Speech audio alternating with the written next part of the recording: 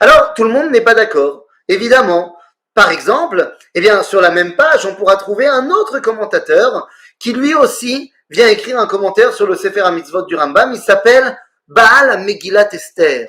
Je dis Baal Megillat Esther parce que certains auront voulu dire qu'il s'agissait du grand maître du judaïsme du XVe siècle, Rabbi Yitzhak Dileon, un grand maître de la Kabbalah, un homme de qui Rabbi Yosef Karo parlait avec le plus grand respect.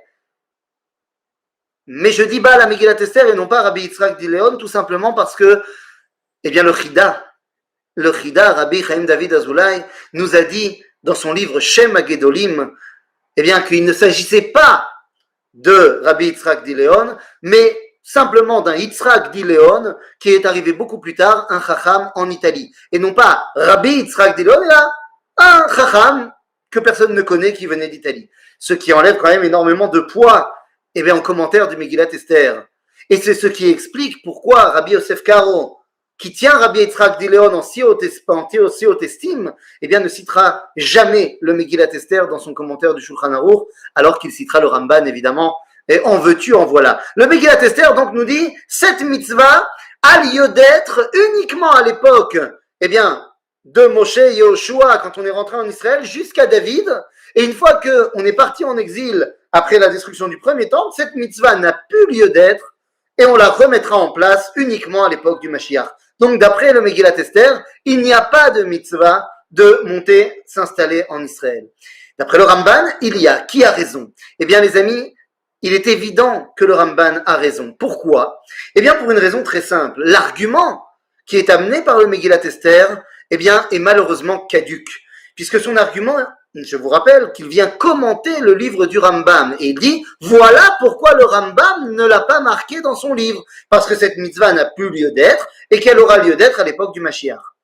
Mais ça ne tient pas, car le Rambam a marqué énormément de mitzvot dans son livre qui ne reprendront leur réalité qu'à l'époque du Mashiach, les korbanot, tous les mitzvot du Beth Amikdash. Donc, si le Rambam dans son livre des mitzvot a oui marqué les mitzvot qui pour l'instant, on ne peut plus les réaliser, mais reprendront leur place à l'époque du Mashiach, eh bien, il n'y a aucune raison de ne pas marquer celle d'habiter en Israël. L'argument du Megillat Esther tombe. Le Ramban nous dit clairement qu'il y a une mitzvah tassée ledorot, donc pour toutes les générations, de venir s'installer. Mais la question reste posée. Pourquoi le Rambam ne l'a pas lui-même énoncé dans son livre? Eh bien, cette réponse, là aussi, est très simple, elle est marquée dans le Rambam. Le Rambam, dans ses Shorashim, c'est-à-dire l'introduction à son livre des mitzvot, nous dit qu'il ne compte pas dans les 613 mitzvot des mitzvot klaliot, des mitzvot générales qui entraînent énormément d'autres mitzvot. Et donc la mitzvah générale, il ne la compte pas, il compte par contre les autres mitzvot qui en découlent. Il rajoutera d'ailleurs dans son livre Igeret Teman, l'épître envoyée aux Juifs du Yémen, qu'il ne peut pas compter la mitzvah d'habiter en Israël comme une mitzvah, car c'est une évidence. Il n'y a pas de mitzvah, dit-il, de respirer, il n'y a pas de mitzvah de manger, car c'est une évidence. Il n'y a pas non plus pour un Ben Israël, pour un Juif, d'habiter en terre d'Israël, car c'est une évidence. Ainsi, le Rambam pense clairement qu'il s'agit d'une mitzvah, seulement il ne le compte pas dans les 613, parce que c'est au-delà des 613. Le Ramban, plus pragmatique, lui dira c'est une mitzvah pour toutes les générations.